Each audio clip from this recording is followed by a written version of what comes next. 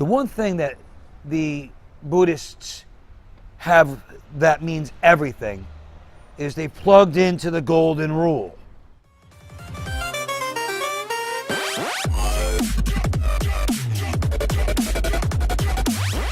I guess hipsters are kind of like a hippie yuppie mix. We're here today in the hipster capital, here in Williamsburg, Brooklyn.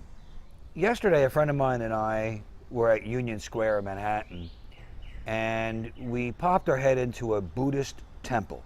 It was really very interesting. The Buddhist collective was, I don't know, shiny, happy people. There was a real happy vibe in that Buddhist temple.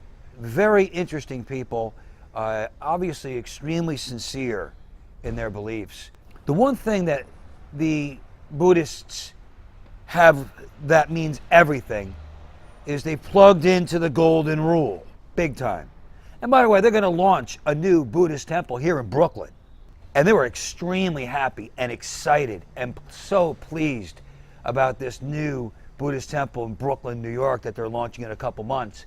And they showed pictures of it on the screen and everything. It's quite nice and good for them. The golden rule, do unto others as you would have them do unto you, is a core message to the Buddhist community. And you got to love them for that. A lot of times when people say, Rob, you're just so damn political, my answer is no, I'm not really looking at right from left as much as I am looking at right from wrong. It's not really about politics to me. Politics is really just an art or science of government. So I think it's important to keep our finger on the pulse of all that, of course. But I'm looking at right from wrong. I'm looking at people who either live by or violate that golden rule. It so happens that I see that much more the violators of the golden rule on the left. Give you a great example, Nancy Pelosi, this nasty little thing. I had a friend who mic'd up the lapels of famous people. That was his job. He was a mic man. And he went to mic up her lapel when she was Speaker of the House. She was getting ready to go on the dais and give a speech. He went to mic up her lapel. She wouldn't let him. She wouldn't let him do his job. And her attitude was essentially, how dare you get this close to me, little man? But Madam Secretary, and she's like angry with him. Now he was obviously already cleared, security-wise. It's his job to put the damn thing on. She wouldn't let him. Then she goes out on the dais. She gives this speech where there was a moment where that was needed, and without it, she couldn't be heard.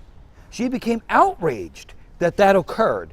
And after she got off the dais, she went and tried to have him fired. She tried to have the man fired for not doing that which she wouldn't let him do. That's trying to take away a man's livelihood. The money he needs to put food on the table for his family. It's intentional, it's deliberate, it's mean, and it's a violation of the golden rule. Tip O'Neill would never in a million years have pulled a stunt like that against anybody. He followed the golden rule. Governor Bill Richardson, on the other hand, when he was running for president, immediately walked straight up to my friend and said to him, whatever you need me to do your job, let me know. He must have gotten wind of what she tried to do. And Bill Richardson is a decent man, Democrat out of New Mexico. Nancy Pelosi was extremely mean to her President Bush, too.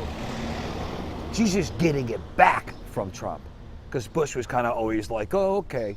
Not that Donald Trump is being mean, it's that he's not allowing people to be mean toward him and run him over. Because that's what a Nancy Pelosi will do. Look at Harry Reid.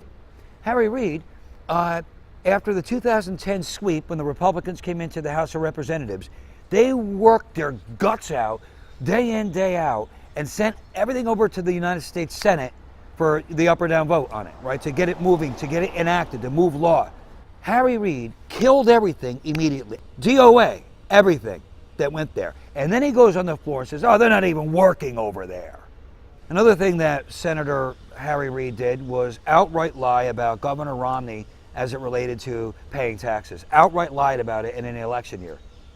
And then afterwards acknowledged that it was in fact a lie and said it was one of his proudest moments, that by way of his lies, it affected a presidential election. Perhaps that ought to be how we see his legacy.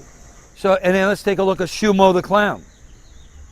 Senator Chuck Schumer, Brooklyn's own, got caught saying, I think we found our way around the U.S. Constitution. Now we need to look at the Bill of Rights. Got caught saying that. That's nasty. This is a man elected to uphold law or to honor law as a lawmaker. And here he is bragging about how they found their way around the law. Is that somebody adhering to the golden rule? And he has shown hatred of President Trump. He despises President Trump. Perhaps he despises the U.S. Constitution as well.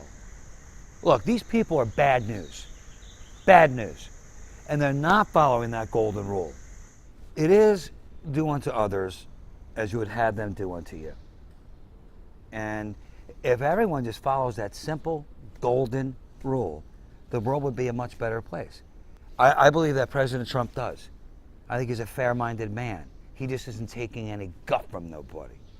And it's the only way to be, because the other side is that bad, as indicated by what I said about how Nancy Pelosi treated that man doing his job, how Harry Reid treated Mitt Romney as it related to the lie that he told, and how he treated the entire House of Representatives by saying they're not doing any work over there when they were working their guts out, and everything they sent over he killed, DOA. And I guess I could find some Republicans that are bad too, sure.